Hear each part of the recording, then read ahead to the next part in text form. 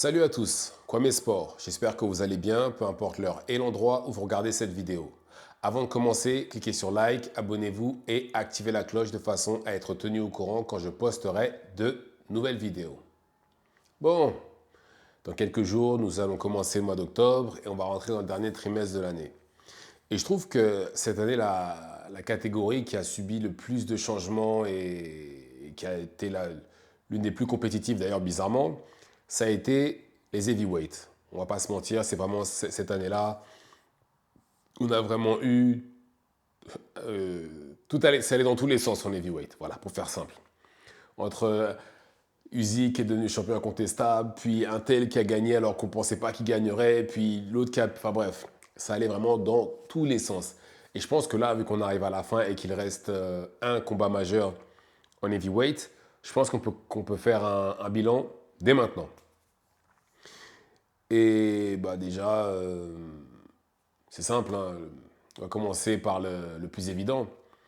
Le King, Usyk. Usyk, c'est très clairement celui qui a fait ce qui n'avait pas été fait en plus de 20 ans, c'est-à-dire gagner les 4 ceintures. Ça n'avait pas été fait depuis Evander Holyfield et en plus de ça, il a battu Tyson Fury, qui était vu comme... Bah déjà, c'était le favori lors de ce combat-là, c'était pas Usyk, c'était Fury le favori. Et il l'a battu, il a d'ailleurs dû éventuellement gagner par KO. D'ailleurs, il va falloir qu'on m'explique, puisque si vous regardez bien les combats de Fury, notamment contre Wilder et contre Usyk, il est toujours sauvé par les arbitres. Je ne comprends pas pourquoi, mais il est toujours sauvé par les arbitres. Donc, il va falloir trouver une explication un jour par rapport à ça. Et bah, il l'a battu, il était invaincu, il était champion WBC et il devient champion incontestable en heavyweight, ce qui est sa deuxième catégorie, parce que pour ceux qui ne le savent pas, Usyk était champion incontestable en cruiserweight aussi. Donc, bravo. Et pour moi, c'est clair et net, c'est lui le king dans la catégorie. Ensuite, on va dire, même si c'est le king, on va dire le MVP par contre. Ouais, on va comparer ça au basket, c'est mieux. Le MVP, très clairement, c'est pour moi, c'est Daniel Dubois. Daniel Dubois, pourquoi? Parce que déjà, il a eu une très très bonne année. Il a battu Miller, il a battu Ergovic et il a battu, bien entendu, Anthony Joshua le week-end dernier. Alors, Miller, pour ceux qui ne... Et il est champion IBF, bien entendu. Alors, Miller, pour ceux qui ne s'en rendent pas compte, beaucoup de gens disent « Ouais, mais c'est un plot. » Non, c'est pas un plot. Miller, il doit faire plus d'un mètre 90, il doit faire 130, 140 kilos. Et il fait que avancer, il envoie des coups. Tout le monde le dit, c'est une galère. D'ailleurs, Dubois l'a dit lui-même. C'est une galère. Et il a dit, hein, à la fin de son combat, il était complètement épuisé, mais il a dit non, je vais le terminer. Et c'est ce qu'il a fait.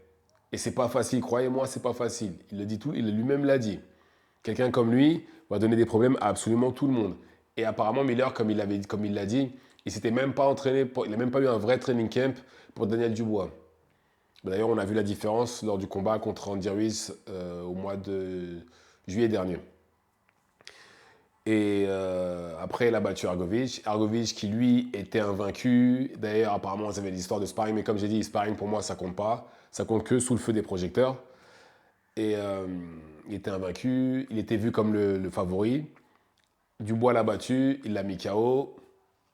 Bon, il l'a battu avec la manière, hein. Et après, bon, ça lui a ouvert les portes justement non, pour la ceinture IBF qu'il a réussi à avoir après. Parce que bon, malheureusement, l'IBF, et je pense d'ailleurs que l'IBF est en train de ruiner le statut incontestable parce que c'est la deuxième catégorie. Non, oui, la trois, non, même pas, ils l'ont fait à tout le monde ça. Dès l'instant où un champion devient, dès l'instant où un combattant devient un champion incontestable, l'IBF demande directement à ce qu'il prenne le mandataire. Non, laissez-lui au moins le temps déjà de voir ses options avant de pouvoir décider. Parce qu'ils ont repris. Terence Crawford est devenu champion incontestable, ils l'ont repris direct. Canelo, ils l'ont repris, bon, ils ont mis du temps, mais ils l'ont repris la ceinture. Et puis Usyk, lui, au bout d'un mois, il a dit ah non, c'est bon, reprenez la ceinture, je vais me débrouiller autrement. Mais dans tous les cas, il a battu Ergovic. Et là, grâce au fait que Usyk ait laissé la ceinture vacante, il est devenu champion IBF grâce à ça. Donc, bravo, encore une fois, à Daniel Dubois. Et il a battu Anthony Joshua le week-end dernier. Il l'a mis KO au 5e round, mais il a gagné tous les rounds d'avant. Il a envoyé 4 fois au sol. C'était une exécution. C'était même pas. Ouais, c'était une exécution pour moi, ce combat-là. Après, en MVP, je pourrais aussi mettre Joseph Parker. Mais Joseph Parker, à la différence de Daniel Dubois, il n'a pas pris de ceinture. Mais voilà, si ça aurait été justifié aussi, parce que dans la même année, il a quand même battu. Bon, déjà, depuis sa défaite contre Joe Joyce, il a gagné tous ses combats avec la manière. Il a battu Wilder avec la manière. Il a mis un 12-0, perfect. Et il a battu Zeng. Par contre, là, c'est une décision majoritaire. Mais bon, moi, personnellement, je pense que Joseph Parker a gagné. Mais je peux comprendre ceux qui voient Zeng vainqueur. Parce qu'il a quand même envoyé au sol 2 fois. Et il a gagné quelques rounds. Mais il s'est fait outboxer sur la majorité des rounds pour moi. Donc, mais pour moi en tout cas, c'est justifié qu'il ait gagné. D'ailleurs, normalement, Parker et Zeng sont censés avoir un rematch. Mais bref. Mais après, ça parle aussi de Zeng Bacolé, donc bon, je comprends plus rien. Mais en tout cas, voilà, normalement, Zeng Parker devrait avoir un rematch très bientôt. Et donc voilà, et pour moi, pour toutes ces raisons-là, je pense que oui, Parker ne mérite pas, parce qu'il a juste pas de ceinture. Mais en tout cas, sinon, il a fait une très bonne année aussi, et bravo à lui. Ensuite, on a le champion du peuple, et pour moi, celui qui théoriquement est un bon. Ça dev- Au basket, ce serait un rookie, mais en réalité, c'est pas un rookie parce qu'il a quand même 30 ans. Et pour moi, c'est Martin Bacolé. Et il a eu une bonne année pour moi. Et je pense qu'il il a surtout enfoncé la porte de façon à faire le maximum de bruit une fois qu'il a battu Jarrell Anderson. Il a détruit les rêves de la fédération américaine de récupérer toutes les ceintures qui sont en Europe pour les ramener aux États-Unis. Il a détruit cet espoir-là. Et grâce à cette victoire-là, ça lui a ouvert les portes pour prochainement avoir de gros combats, notamment un futur combat contre Zilei Zeng, et qui devrait se passer, enfin, d'après Turki Al-Sheikh.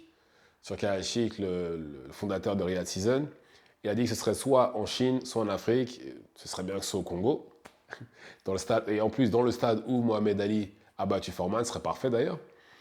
Et bref, il a fait. Parce que un an en arrière, personne n'aurait mis justement Bacolé dans la même phrase avec un des top compétiteurs. Personne.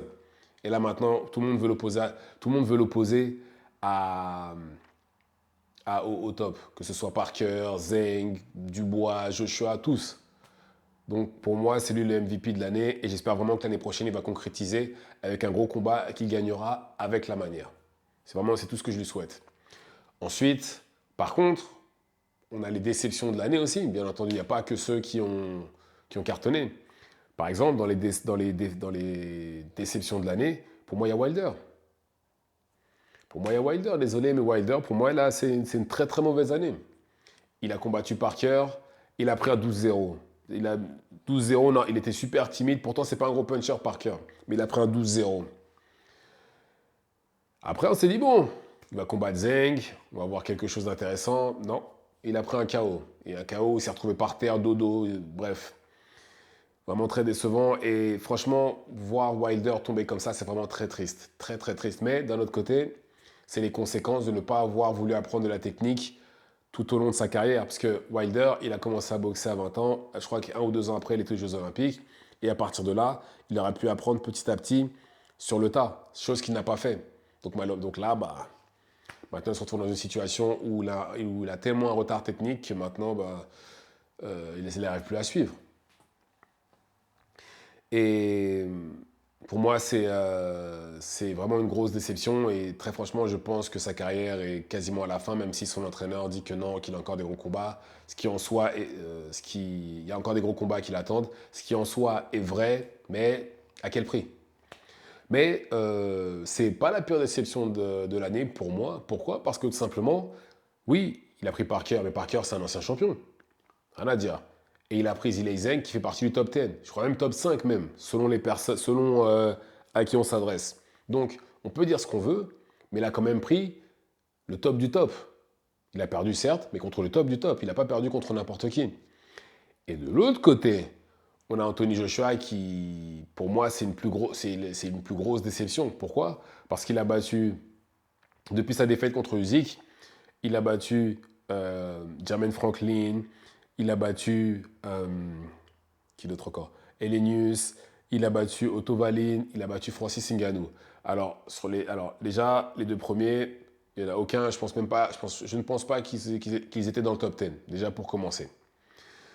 Et les deux ne représentaient pas une menace. Otto Wallin, pareil, c'était pas une menace du tout. Et Francis Ngannou, c'était son deuxième combat en boxe anglaise.